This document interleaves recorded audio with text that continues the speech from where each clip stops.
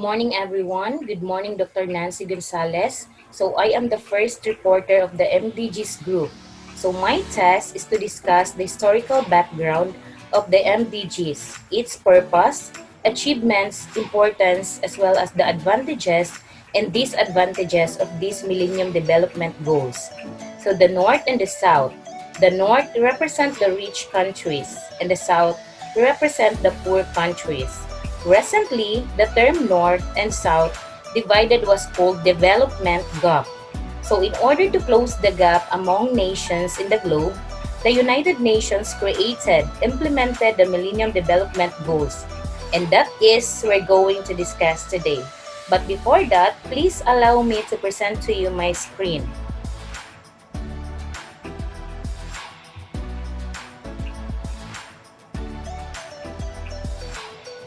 Welcome to the world of Millennium Development Goals. So the 8 goals. First,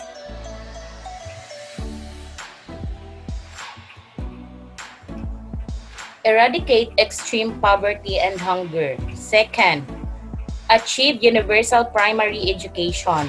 Third, promote gender equality and empower women. Fourth, reduce child mortality. Fifth, improve maternal health. Sixth, combat HIV, AIDS, malaria, and other diseases. 7. Ensure environmental sustainability. And last, a global partnership for development. So those are the Millennium Development Goals. So first, let's talk about the MDG's historical background. So, MDG arose from one of the largest ever gathering of the world leaders in New York in September 2000, year of 2000. So, it was started on September 2000 during the United Nations Summit. Collectively, 189 countries adopted the United Nations Millennium Declaration, which evolved into MDG or the MDGs. So the Millennium Declaration was being adopted in that year and turned into the MDGs or the 8 goals of the Millennium Development. The United Nations Millennium Declaration signed in September 2000. So the Millennium Declaration that was being adopted and signed on the year 2000 is all about the committed world leaders to combat poverty, hunger, diseases, illiteracy, environmental degradation, and discrimination against women. So the MDGs were derived from this declaration. So the United Nations Millennium Declaration signed in September 2020. So the United Nations Millennium Development were 8 goals that all 189 UN member states have agreed to try achieve by the year 2015. So the 8 goals being adopted by the United Nations is needed to achieve by the year 2015, and it was their first goal. Next, its main goals to combat poverty, hunger, diseases, illiteracy, environmental degradation, discrimination against women. So the MDGs find their origins in development ideas and campaigns of the 1980s and the 1990s. They were officially established following the Millennium Summit of the United Nations in the year 2000. So now, what is United Nations? So United Nations is an international organization founded in 1945 after the Second World War by 51 countries committed by maintaining international peace and security, developing friendly relations among nations, and promoting social progress, better living standards, and human rights. So in addition to maintaining international peace and security, the United Nations protects human rights, delivers humanitarian aid, promotes sustainable development, and upholds international law. That's why United Nations is very important.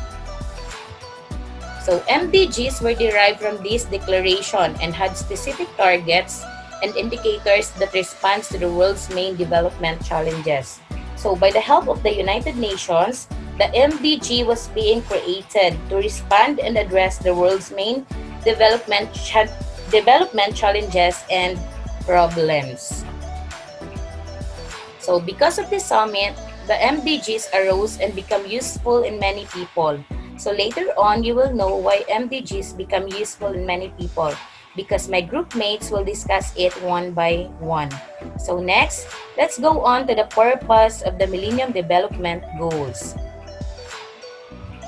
So first, in 2000, group of expert and UN Secretariat selected 18 targets from September 2000 Millennium Declaration and grouped them into 8 goals. Their main objective is to reshape UN Development Agenda. So from 18 Millennium Declaration, they select 8 goals to be achieved. So their main purpose is to reshape, regulate the UN Development Agenda.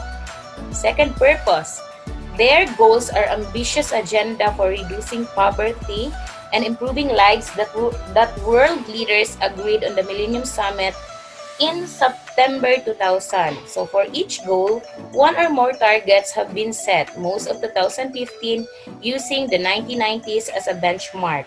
So it is ambitious in a sense that in every goal, they are also created one or more targets based on the 1990s UN agenda. So, and it is also a big challenge to all United Nation member to achieve the 8 goals and its target by the year or by the end of 2015. So, next purpose, to provide a framework for the whole international community to work together towards a common goal. If these goals are achieved, world poverty will be reduced by half. Millions of lives will be saved and billions of people will benefit from the global economy in a more sustainable environment. So, in here, they need to provide a framework that would help all the international community to address problems so that every country could get its benefit from the 8 goals being formulated by the UN.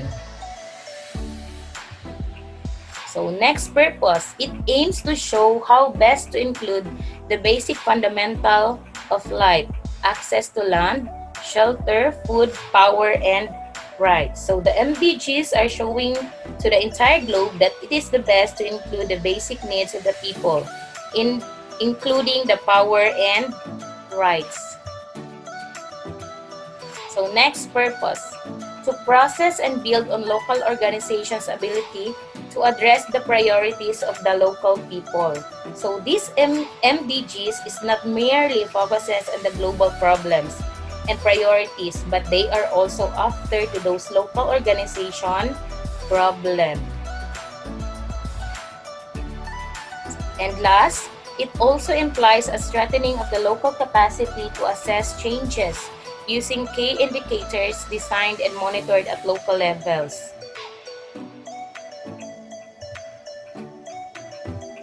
So now, let's discuss about the MDGs or the Millennium Development Goals. So what is MDGs or the MDG? The Millennium Development Goals are the world's time-bound and quantified targets for addressing extreme poverty in its many dimensions. So first, income, poverty, hunger, disease, lack of adequate shelter, and exclusion while promoting gender equality, education, and environmental sustainability. So time-bound because the 8 goals is measured or restricted by the time in order to achieve by the given time duration. They are also basic human rights, the rights of each person on the planet to health, education, shelter, and security. So it is also talks about the human rights were protected by both municipal and international law. So the MDG, it is the 8 international development goals for the year 2015 that had been established following the Millennium Summit of the United Nations in the year 2000. So the MDGs, it is mainly the 8 goals with its targets and indicators. So the Millennium Development Goals or the MDGs were a consequence of several processes, including changes in development thinking, a series of thematic conferences held in 1990s, putting forward time-bound quantitative goals and the urge of the international community to make a big push towards development in the new millennium. So it is the goal that prepares each country to its millennium development so that we will have the world that we really want, that no one is left behind. So these are the millennium development goals or the 8 goals. First, eradicate extreme poverty and hunger. Second, achieve universal primary education.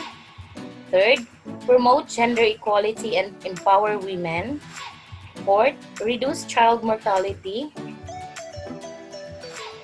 Fifth, improve maternal health. Sixth, combat HIV/AIDS, malaria, and other diseases. Seventh, ensure environmental sustainability. And eighth, develop a global partnership for development. So those are the 8 goals, and that would be discussed with my group mates later on. So Millennium Development Goals achievement. So this MDG has an achievements. So first achievement.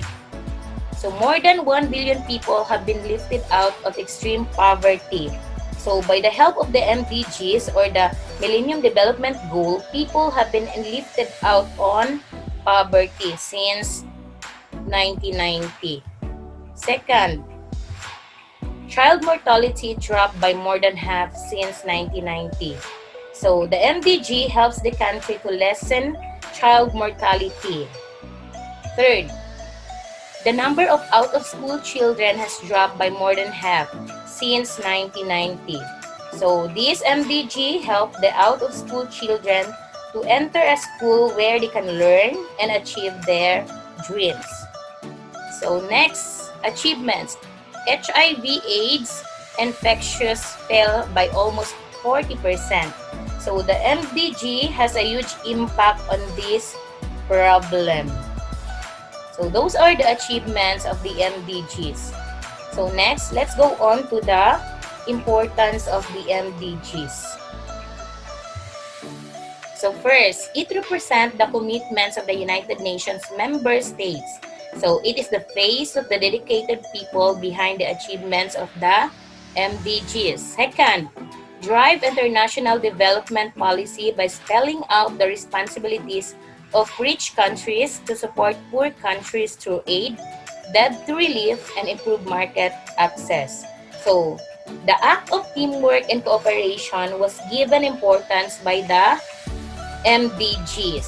So, next, the goals confirmed that the importance of United Nations with its unique legitimacy and convening power as the multilateral body best placed to build global coalitions and political actions to address global problems. So the think globally and act locally is being practiced by the UN member states to address the global issues and problems. Next, the MDG agenda has become a uniting and organizing principle for the work of the entire international system in the area of development. So the MDG makes all the country united for the work of entire international system development. So next, importance. So the MDGs also provide a rationale for the United Nations family to work together more coherently and effectively so as to give countries the support they need to achieve the goals. So unity of the United Nations family was being emphasized to achieve such goals. So now, let's go on to the advantages and disadvantages of the Millennium Development Goals. So first, let's talk about the advantages. So first, composite indicators present complex or multidimensional issues in one aggregate value that can be used to support decision making. So the MDGs has its composite indicators or target to support the decision making. For example, so in this goal number 2, so achieve universal primary education. So it has a target and its indicator. So the 2.A is a target. So first, ensure that by 2015, children everywhere, boys and girls alike, will be able to complete a full course of primary schooling. So the indicators, 2.1, net enrollment ratio in primary education. 2.2, proportion of pupils starting grade 1 who reach last grade for primary. 2.3, literacy rate of 15 to 24 years old women and men. So that is the example of the composite indicators. So next advantage, through providing aggregate information on country performance, composite indicators can be used to rank countries on complex issues. So the aggregate information help to rank countries' performance as their basis for development or to address the problem easily. So next, the information provided by the composite indicators can be important in attracting public and stakeholder interest on the issues measured. So the targets and its indicator is useful in attracting public interest on how to measure the issues of their countries. So next advantage, composite indicator provide measures to assess a country's performance over time. So useful in assessing country's performance over a period of time. So it is useful. The MDG are very useful. So next, composite indicators place priority issues of country's performance and progress at the fore of the policy arena. So it helps the country to place the top priorities of the country's related issues to be addressed first. So they facilitate engagement with the public and promote accountability. So composite indicators provide easy information for the general public compared to identifying common trends of performance across the various indicators. So by the help of the MDGs, country's engagement with the public and its accountability is being promoted. So next, they allow comparison of complex dimensions by users. And last, proponents of composite indicators believe that the indicators provide meaningful information in aggregate indicator that can be used for the policy advocacy for certain issues. So it helps the information becomes visible to compare rather than identifying trends across the different indicators.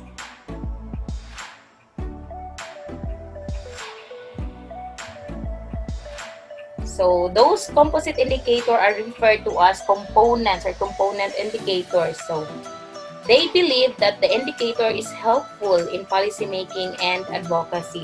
So next, the disadvantages of the MDGs. First, if the construction of the composite indicator is flawed or the indicators are all misinterpreted, they give misleading policy messages to decision makers. So if the composite indicator is damaged or imperfect, it gives misleading or ineffective policy that gives problem to the decision making. So second, the construction process involves subjective judgment in a number of steps such as weights, feeling of missing values, etc. Third, some critics argue that the composite indicators are waste or hide a lot of work in data collection and editing in one single number. So they find that composite indicators in every target is not useful since it has so many hidden data collection. Next,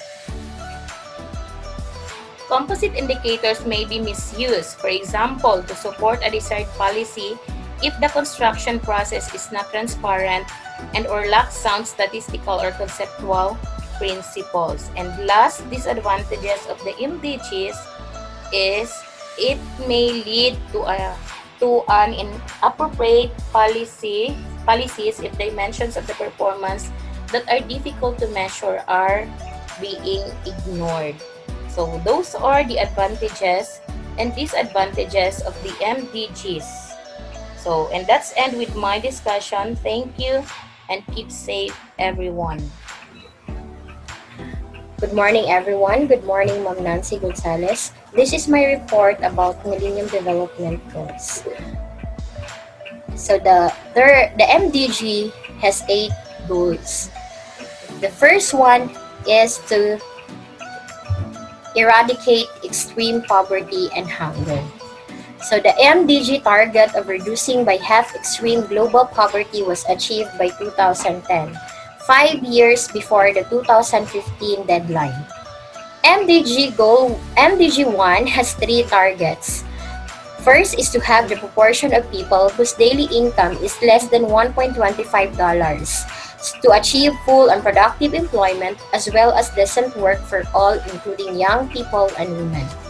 To have the proportion of individuals suffering from hunger in the period between 1990 and 2015.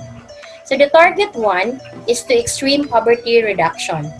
The poverty rate in the developing world has plummeted from 47% to 14% in the period between 1990 and 2015, a 70% drop.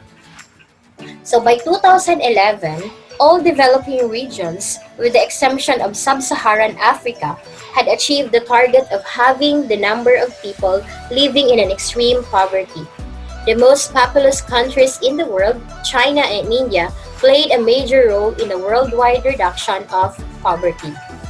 Target 2, achieving full and productive employment.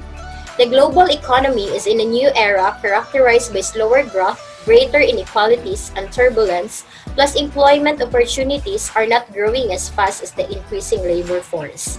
Employment opportunities have diminished in both developed and developing regions.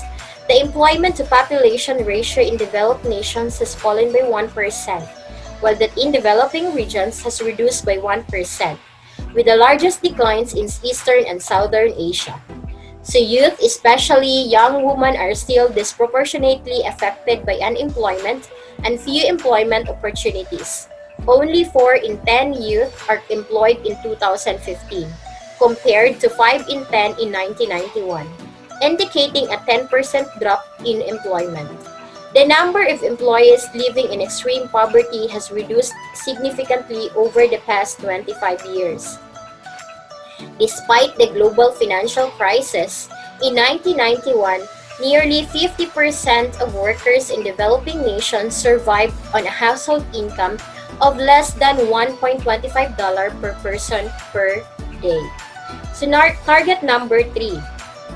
Current estimates suggest that nearly 780 million people living in the developing regions are undernourished, which means that 1 in 9 people do not have enough to eat.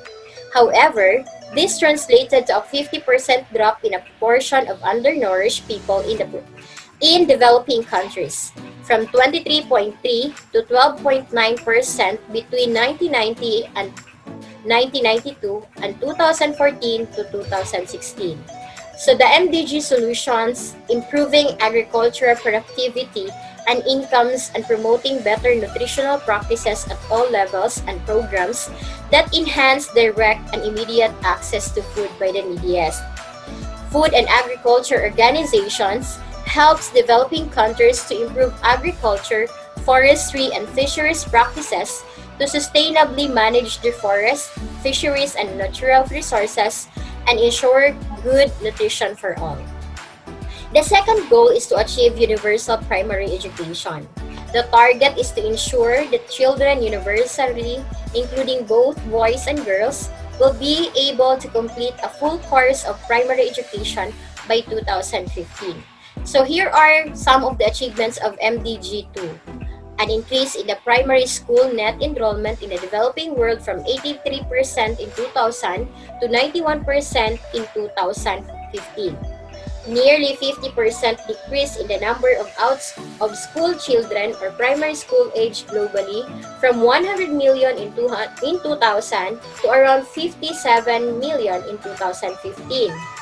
Remarkably, remarkable improvement in primary education in sub-Saharan Africa since the establishment of the MDGs. The net enrollment rate increased from 8% in the period between 1990 and 2000 to 20% in the period between 2000 and 2015. Global increase in the literacy rate among youth aged 15 to 24 from 83% in 1990 to 91% in 2015. Significant progress has been made in increasing primary education enrollment since 1990, especially since the adoption of the MDGs in 2000. Yet, there is still a few developing countries where children of primary education age do not attend school, and those who begin do not complete it. The rate enrollment of 1990 and 2000 in the developing regions improved from 80% to 83% only, but the growth accelerated after 2000, reaching 90% in 2007. So enrollment progress installed at this point without any significant increase. So what are the barriers to enrollment? The first one is conflict. In nations affected by conflict, the number of out-of-school children increased from 30% to 36% between 1999 and 2012. This was mostly evident in Northern Africa and Southern Asia. The second one is the household wealth. A recent survey in 63 developing countries conducted between 2008 and 2012 revealed that the children in the poorest households were 4 times as likely to be out of school as those in the wealthiest countries. In other words, 21.9% of primary school age kids in the poorest quintile were out of school compared to 5.5% the wealthiest quintile. So disability is the third one. This is another impediment to access education, especially in India, where more than 33% of children aged 6 to 13 years with disabilities are out of school. This is despite the country's effort to make education more inclusive through efforts like teacher training, allocation of funding for school infrastructure, and the Right to Education Act. So the MDG come up to solutions that the Sub-Saharan Africa also showed progress towards MDG 2. School fees that include parent-teacher association and community contributions, textbook fees, compulsory uniforms, and other charges took up nearly a quarter of a poor family's income and led to countries to eliminate such fees, increasing enrollment. Food and Agriculture Organization is the UN lead agency for education for rural people, a network of about 412 partners including governments, civil society, and the private sector. ERP fosters rural people's capacity to be food secure and to manage natural resources in a sustainable way through increased access to quality education and skills training for all rural children, youth, and adults. So 3. Promote gender equality and empower. It is important to promote the total equitable participation of both men and women in efforts aimed at improving poverty reduction. So the target is to eliminate gender disparity in primary and secondary education by 2005 and in all levels of education by 2015. Gender disparity has reduced dramatically at all levels of education in the developing region since 2000, hitting the MDG target. So in primary education, 5 of 9 developing regions, Eastern Asia, Southeastern Asia, Southern Asia, the Caucasus, and the Central Asia, and Latin America and the Caribbean have achieved parity, with the most substantial progress being made in Southern Asia, where it increased from 0.74 to 1.03 between 1990 and 2015. So in secondary education, as far as secondary education, gender parity has been achieved in 2015 in multiple developing regions, namely the Caucasus and Central Asia, Southeastern Asia, Eastern Asia, Southern Asia, and Northern Africa. So in tertiary education, The largest gender disparities in terms of enrollment ratios are found in tertiary education, since only one developing region, Western Asia, has achieved the target. The most extreme disparities are those at the expense of women in Southern Asia and Sub-Saharan Africa, and at the expense of men in Northern Africa, Eastern Asia, and Latin America and the Caribbean. So the labor market. Since 1990, the women's share of wage employment has grown progressively, though at a slow pace. The proportion of women in paid employment outside agriculture has grown from 35 to 41% between 1990 and 2015. So at the same time, the proportion of women in vulnerable employment, either as a contributing family worker or own account worker, has reduced from 59 to 46% as a share of a total female employment. So, some of the achievements of MDG 3: an increase in the number of girls in school in 2015 compared to 2000. In Southern Asia, the number of girls enrolled in primary school was 74 for every 100 boys in 1990. By 2015, there were 100 girls enrolled for every 100 boys. So the proportion of women in vulnerable to employment compared to total female employment has reduced by 13% in a period between 1991 and 2015 compared to a 9% decrease for men. Significant gains in women's parliamentary representation in nearly 90% of 174 countries for which data has been available in the past 2 decades. So issues that needs to be addressed in having the equality of gender. So violence against girls and women. The second one is men's and women's and equal opportunities in the labor market. Third one is gender-based discrimination in law practice, the unequal division of unpaid care and domestic work, women's limited control over property and assets, and women's unequal representation in public and private decision-making. So the solutions are: builds technical capacity among member of countries to analyze rural gender issues and address them in policy and program development. Works to strengthen the agricultural and livelihood skills of rural women and men. Assists member countries to advance rural women's equal participation in decision-making at all levels. Supports the formulation of gender-sensitive national and regional agricultural policies. Links rural women and men through information and communication networks, develops and shares good practices that contribute to the economic and social empowerment of rural women. So that would be all. Thank you.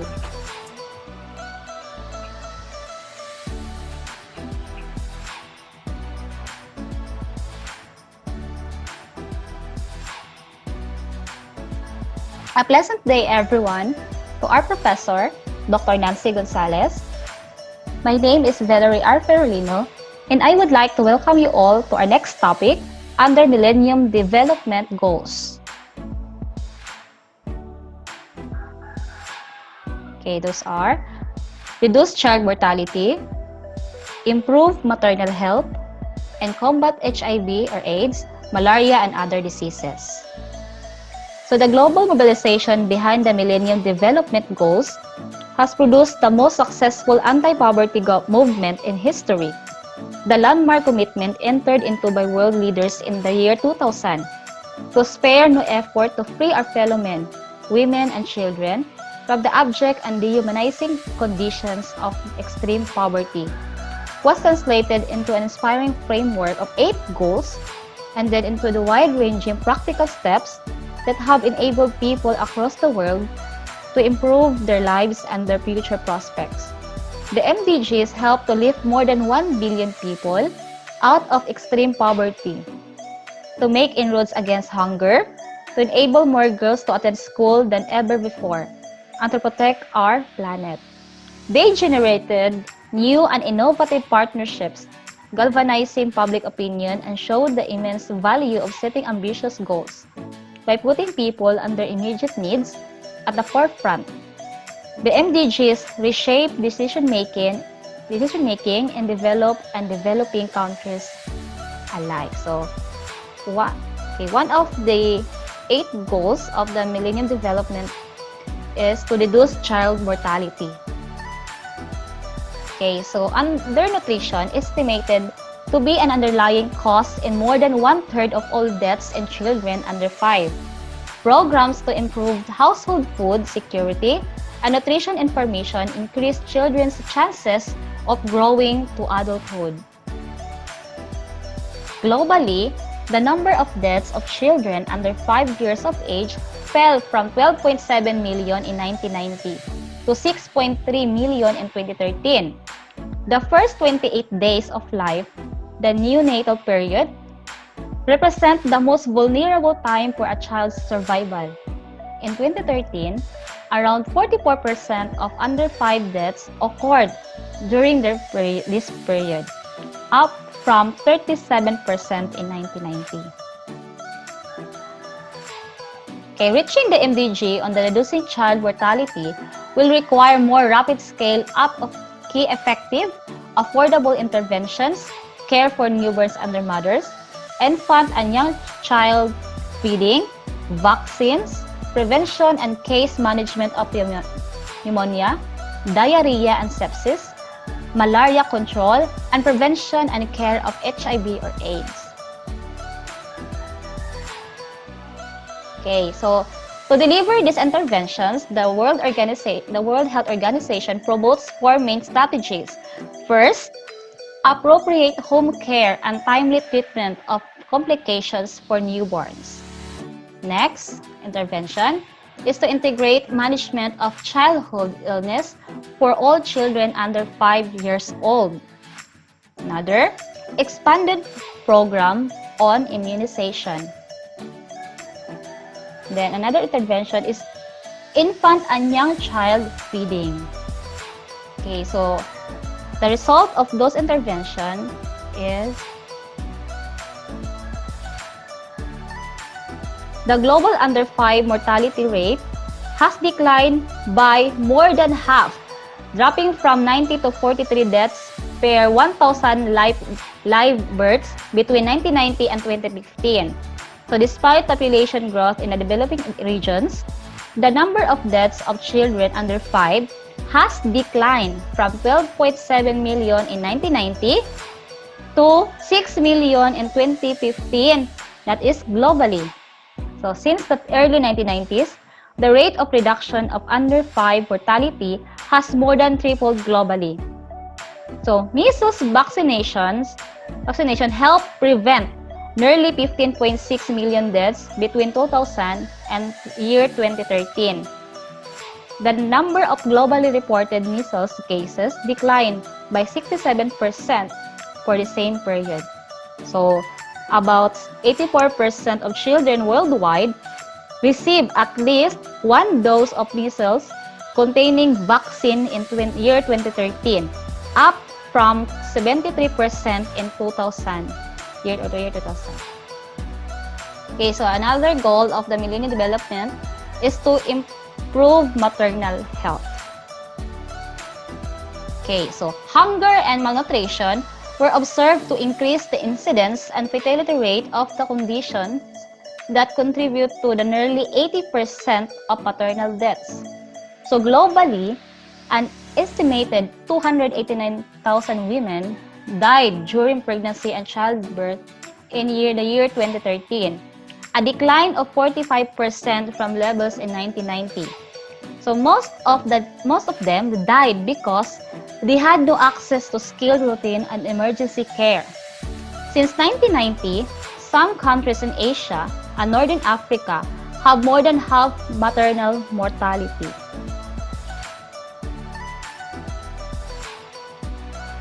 Okay, so their intervention are follow. Okay, first is strengthening the health systems and promoting interventions focusing on the policies and strategies that work, are proof for and cost effective.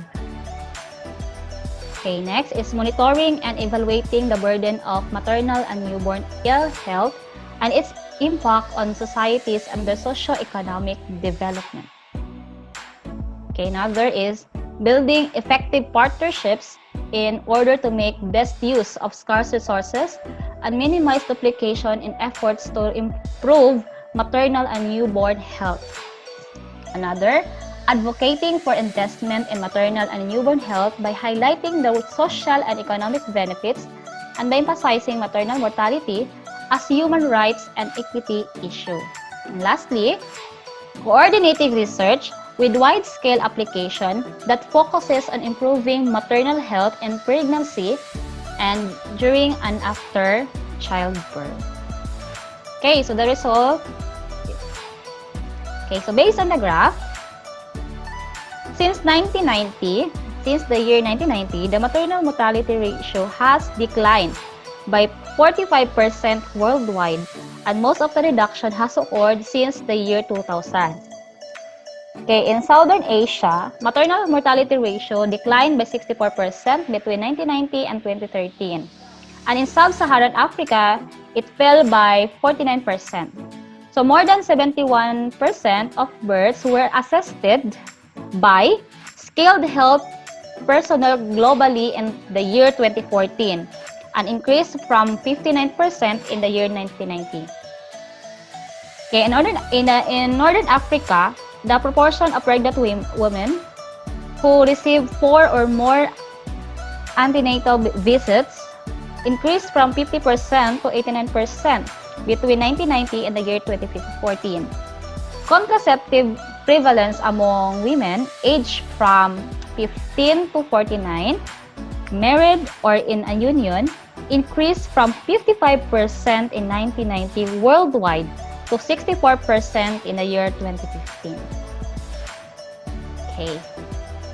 Okay, the next goal is to combat HIV, AIDS, malaria, and other diseases.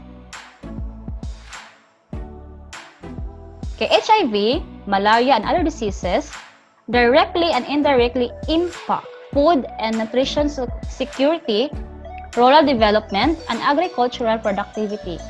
At the same time, malnutrition and food nutrition insecurity can increase vulnerability to disease. At the end of 2013, 35 million people were living with HIV. That same year, some 2.1 million people became newly infected. Close to 12 million people in low and middle-income countries were receiving antiretroviral therapy at the end of 2013. So more than two-thirds of new HIV infections are in Sub-Saharan Africa. As the world moves towards reaching the target date for the Millennium Development Goals, the World Health Organization is working with countries to implement the global health sector strategy on the HIV or AIDS for the year 2011 to 2015. The World Health Organization has identified 6 operational objectives for 2014 to 2015 to support countries most efficiently in moving towards the global HIV targets. Okay, so Millennium Development Goal 6 has 3 targets. Okay, those are to halt by 2015 and have started to reverse the spread of HIV or AIDS. Another is to achieve a global access to treatment for HIV or AIDS for those who need it by 2010. And lastly, to have ceased and started reversal of the incidence of malaria and the other major diseases by 2015. Okay, so the result, new HIV infections fell by approximately 40% between year 2000 and year 2013, from an estimated 3.5 million cases to 2.1 million. Okay, so over 6.2 million malaria deaths have been averted between 2000 and 2015. Primarily of children under 5 years of age in Sub-Saharan Africa, the global malaria incidence rate has fallen by an estimated 37% and the mortality rate by 58%. Okay, so more than 900 million insecticide-treated mosquito nets were delivered to malaria endemic countries in Sub-Saharan Africa between 2004 and 2014. So between year 2000 and year 2013, tuberculosis prevention, diagnosis and treatment, interventions saved an estimated 35 million lives The tuberculosis mortality rate fell by 45% and the prevalence rate by 41% between the year of 1990 and 2013.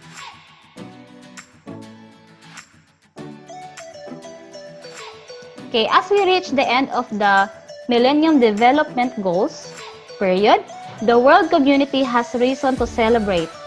Thanks to concerted global, regional, national, and local efforts, the MDGs have saved the lives of billions and improved conditions for many more. The data analysis presented in this report proved that with targeted interventions, sound strategies, adequate resources, and political will, even the poorest countries can make dramatic and unprecedented progress. The report also acknowledges uneven achievements and shortfalls in many areas. The work is not complete, and it must continue in the new development era. Thanks for listening. God bless us all.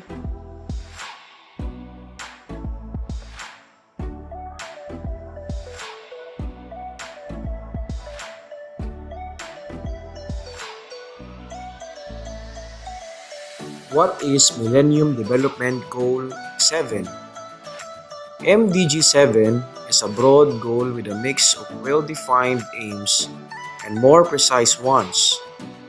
Its four targets focus on sustainable development, environmental protection, access to safe drinking water and sanitation, and improving the lives of millions of people living in slums. The first target calls for the principle of sustainable development to be integrated into country policies and programs, and for the reversal of the loss of environmental resources. The second aims for significant reduction in the rate of biodiversity loss by 2010. The third aims to minimize by 2015 the proportion of the population without sustainable access to safe drinking water and basic sanitation. The final target seeks the achievement by 2020 of a significant improvement in the lives of at least 100 million slum dwellers. Some of the problems resolved through the implementation of MDG 7. First, the virtual elimination of ozone-depleting substances since 1990. Consequently, the ozone layer is expected to recover by around the middle of the century. Second, substantial increase in marine and terrestrial protected areas in many areas since 1990. In Caribbean and in Latin America, coverage of terrestrial protected areas increased from 8.8% in 1990 to 23.4% in 2014.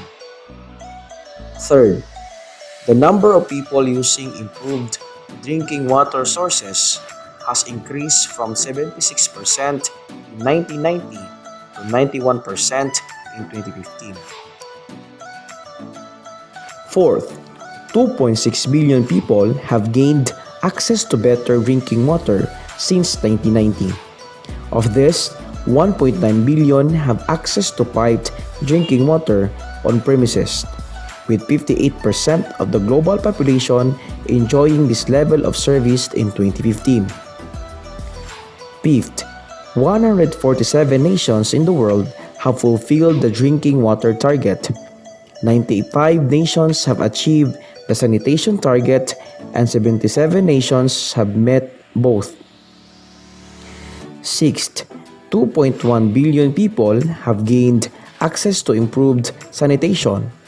At the same time, the proportion of people practicing open defecation has reduced by nearly 50% since 1990. Seventh, a reduction in the proportion of urban population in developing nations living in slums from 39.4 to 29.7% in the period between 2000 and 2014. MDG 8, a global partnership for development. Millennium Development Goal 8 has 6 targets that seek to develop global partnership for development. Namely, first, to further develop an open, predictable, rule-based, and non-discriminatory trading and economic system. Second, to address the special needs of the least developed countries. Third, to address the special needs of small island developing states and landlocked developing countries. Fourth, to deal exhaustively with the debt problems of developing nations. Fifth, to provide access to affordable essential drugs in the developing world in collaboration with pharmaceutical companies. Sixth, to avail benefits of new technologies, especially information and communications, in collaborations with the private sector. Some of the problems resolved through the implementation of MDG 8. First, a 66% increase in official development assistance from developed nations in real terms in the period of 2000 to 2014, reaching $135.2 billion. Second, in 2014, the United Kingdom, Sweden, Norway, Denmark, Luxembourg continued to exceed the UN official development assistance target of 0.7% of gross national income. Third, imports from developing to developed countries admitted duty-free increased from 65% in 2000 to 79% in 2014. Fourth, the proportion of external debt service to export revenue in the developing world reduced from 12 to 3% between 2000 and 2013. Fifth, 95% of the global population is covered by mobile cellular signal as of 2015. Sixth, the number of mobile cellular subscription has grown by nearly tenfold in the last 15 years, from 738 million to over 7 billion between 2000 and 2015. Seventh, internet penetration has increased from about 6% of the global population to 43% between 2000 and 2015. Consequently, 3.2 billion people are now linked to an international network of content and applications. At the start of the century, all 189 United Nations member states unanimously agreed to forge a commitment via the Millennium Declaration to assist the poorest to achieve better living standards by the year 2015. In most developing countries, the MDGs have formed a critical element of government policy decisions for performance benchmarking. Although Africa as a whole has experienced remarkable change since the goals were set in 2000, Sub-Saharan Africa is claimed to be the region that has witnessed the least MDG progress compared to the other developing regions. What comes next? The MDG successor, the Sustainable Development Goals, are due to be adopted by the world leaders at a summit in New York in late September 2015. All countries as well aid agencies, businesses, and the public working in collaborative partnership will implement this universal agenda for a transformed world. And the first order of business will be reaching the farthest behind first. That is why the SDGs are designed to bring the world to several life-changing zeros, including zero poverty, hunger, AIDS, and discrimination against women and girls. Everyone is needed to reach these ambitious targets. The creativity, know-how, technology, and financial resources from all of society is necessary to achieve the SDGs in every context.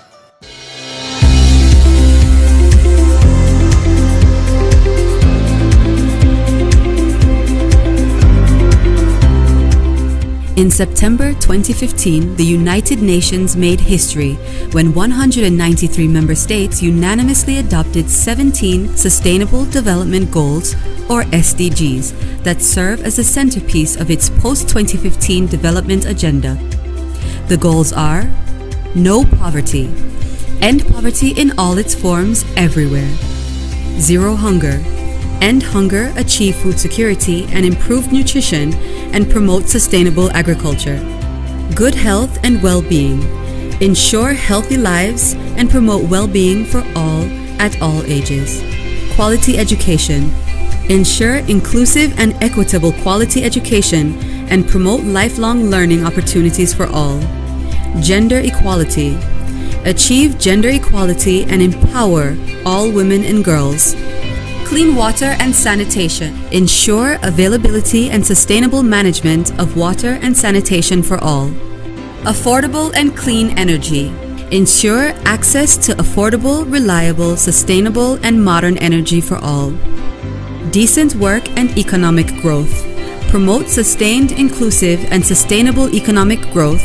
full and productive employment, and decent work for all; industry, innovation, and infrastructure, build resilient infrastructure, promote inclusive and sustainable industrialization, and foster innovation; reduced inequalities, reduce income inequality within and among countries; sustainable cities and communities, make cities and human settlements inclusive, safe, resilient, and sustainable; responsible consumption and production, ensure sustainable consumption and production patterns; climate action, take urgent action to combat climate change and its impacts by regulating emissions and promoting developments in renewable energy; life below water, conserve and sustainably use the oceans, seas, and marine resources for sustainable development; life on land, protect, restore, and promote sustainable use of terrestrial ecosystems, sustainably manage forests, combat desertification, and halt and reverse land degradation and halt biodiversity loss; peace, justice, and strong institutions, promote peaceful and inclusive societies for sustainable development, provide access to justice for all, and build effective, accountable, and inclusive institutions at all levels. Partnerships for the goals. Strengthen the means of implementation and revitalize the global partnership for sustainable development. Learn more about SDGC/A by visiting www.sdgcafrica.com.